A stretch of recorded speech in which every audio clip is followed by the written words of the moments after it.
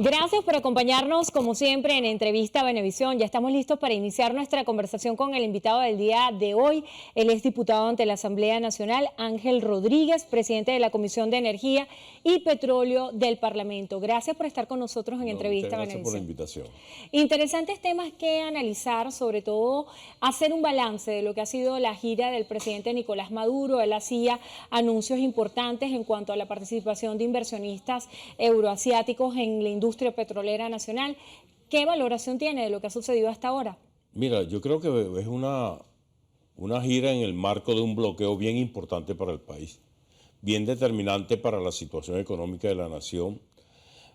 El presidente Nicolás Maduro acaba de visitar, creo que 6 países y 5 países son miembros directos de la OPEP. Turquía es miembro de la OPEP Plus, fue aquel que, por cierto, fue resultado de una gira de Nicolás, una conversación para coordinar los aspectos que tenían que ver con petróleo a nivel mundial, y se les hizo la propuesta a los productores que eran no OPEP que se sumaran a esa política de ver cómo equilibraban más aún el mercado. Esa fue una de las últimas giras que hizo el presidente. Por lo que hemos leído, el presidente va a hacer una exposición más graficada de los resultados que tiene que ver la gira. Pero se firmaron convenios en todos esos países, en el área turística, en el área energética, en el área de la salud, en el área agrícola, en el área de la ciencia y tecnología. Tan importante es que el presidente acaba de nombrar una institución científico-técnica dirigida por la ministra que está vinculada al área. También el hecho de que se visitó países que no tenían vuelos directos con Venezuela. Ya por lo menos en varios de esos países ya se va a regularizar semanalmente un vuelo hacia Venezuela. En el marco del bloqueo, yo creo que es una gira muy acertada, muy beneficiosa para el país y para los venezolanos. Trata, en el marco geopolíticamente hablando, de lo que está sucediendo, las consecuencias que están sucediendo con la guerra de la OTAN contra Rusia, Ucrania, etcétera. Se han deslindado unos campos. Hay países que no es que están con Rusia, pero tampoco están contra Rusia. También están contra las medidas coercitivas, las medidas criminales contra los estados que directamente van a tener consecuencias en la calidad de vida de los pueblos que no están de acuerdo con lo que está haciendo Estados Unidos. Y esos países, por ejemplo, está Turquía, está Irán, que está bloqueado, 43 años tiene bloqueado Irán. Digamos que en el marco de las consecuencias de esa confrontación geopolíticamente hablando, el presidente hace una gira a países importantes, de gran peso económico, de gran peso energético, de gran desarrollo tecnológico, de gran desarrollo en el área agrícola, de un crecimiento tecnológico en el marco del bloqueo importante, ¿no? El hecho de que se vaya a establecer una comisión venezolana-iraní para el desarrollo tecnológico implica también los niveles a que ha llegado en el marco de ese bloqueo con tecnología propia Irán, sumando a su desarrollo. Irán es una potencia en el área petroquímica y es importante eso. Lo tenemos ahorita en la refinería del Palito en Carabobo, un acuerdo de soporte tecnológico, de ¿no? soporte tecnológico y de reparación general de esa refinería, ponerla a tono con las necesidades. Diputado, hay un tema importante, la reanudación de las exportaciones de petróleo de Venezuela hacia Europa. ¿Cuándo se inician y por dónde se va a comenzar? Mira, producto de las consecuencias de esa guerra, uno viene leyendo que Europa no se ha acordado totalmente en negar la entrada de crudo a su territorio. Hay contradicciones. Alemania en los primeros momentos de la guerra dijo que si prohibían la entrada de crudo y de gas, ese país dejaba de funcionar en 2 semanas. Y no hay un acuerdo general en el área energética con relación a eso. Hay muchos países que no pueden hacer eso, Italia, Francia, etc. El hecho es de que Estados Unidos, producto de esa confrontación, se está generando un déficit en Europa. tiene unas sanciones, sanciona a Venezuela de una manera injustificada y se generan unos niveles de acuerdo, ¿no?, que ya están a punto de ejecutarse.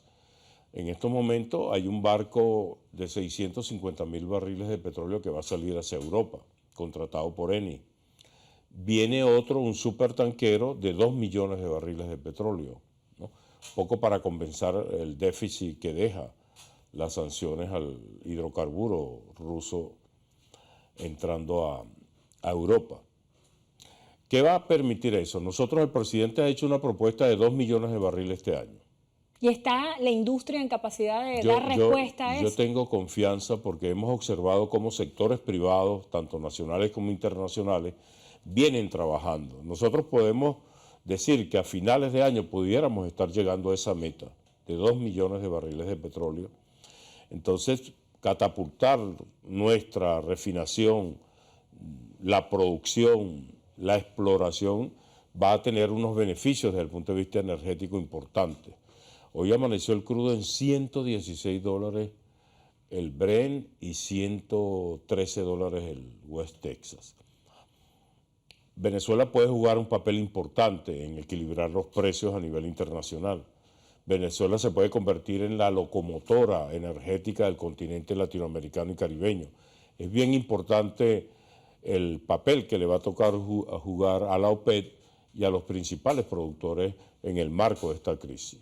Hablando, diputado, de lo que está sucediendo internacionalmente, el Foro de Oslo pudiera ser el primer paso para la reanudación del llamado diálogo, las negociaciones, como quieran verlo. Va a tener participación representantes del gobierno y de la oposición. ¿Cómo lo vislumbra y sobre todo de cara a la victoria de Gustavo Petro en Colombia? ¿Se da una negociación de carácter distinto teniendo a Gustavo Petro en Colombia como presidente a lo que sucedía antes?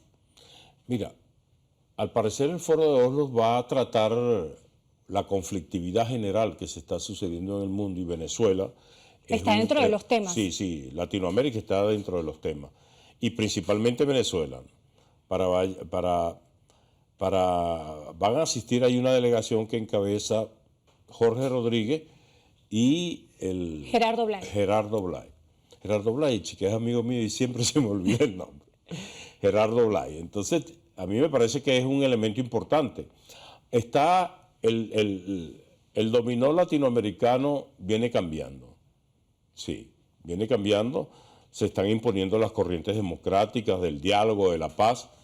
Y Oslo a lo mejor va a generar un debate de esas características en vista de las circunstancias conflictivas que está generando no solo la escasez energética en el mundo, el encarecimiento de la energía, sino también lo que tiene que ver con la escasez y el encarecimiento de los alimentos.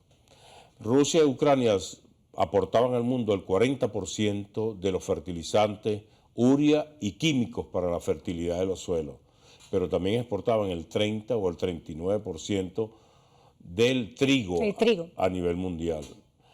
Ya hay balances, opiniones de instituciones internacionales que indican que es posible que se desarrolle una hambruna a nivel mundial producto de esas circunstancias. Y me parece a mí que el Foro de Oslo está en el marco de esas circunstancias. Ahora, Latinoamérica va a seguir cambiando. Vienen las elecciones de Brasil, donde Lula tiene una referencia importante para ganar esas elecciones. Yo creo que vamos a ver una estabilidad económica en el continente. A pesar de la crisis, los niveles de organización existentes, como la Comunidad de Estados Latinoamericanos y Caribeños, la Unión de Naciones del Sur, van a jugar un papel importante en ver cómo se minimizan los efectos de ese conflicto mundial que geopolíticamente en el área energética, en el área de los alimentos, en el área del gas, puede generarle problemas a Latinoamérica, pero Venezuela puede jugar un papel importante allí. Acuérdate que tenemos que Brasil es un importante productor agrícola y pecuario. Argentina se le dice como uno de los... O sea, se pudiera reactivar lo que era el Mercosur y todas esas estructuras y plataformas que estaban a nivel local de las cuales sí. Venezuela salió aislada. Sí, yo creo que viene un reacomodo en cuanto a todo lo que son esas instancias internacionales donde podemos como país y como colectivo latinoamericano y caribeño jugar un papel importante en minimizar los efectos que está o que puede generar, que está generando ya ese conflicto global en Euroasia y sus consecuencias económicas, energéticas y alimentarias en el continente latinoamericano. Diputado, usted como presidente de la Comisión de Energía y Petróleo, ¿qué valoración tiene acerca del incremento del diésel? ¿Cuál es el impacto que tiene para la economía local? ¿Y cómo se vislumbra el suministro de combustible a nivel nacional para los próximos meses?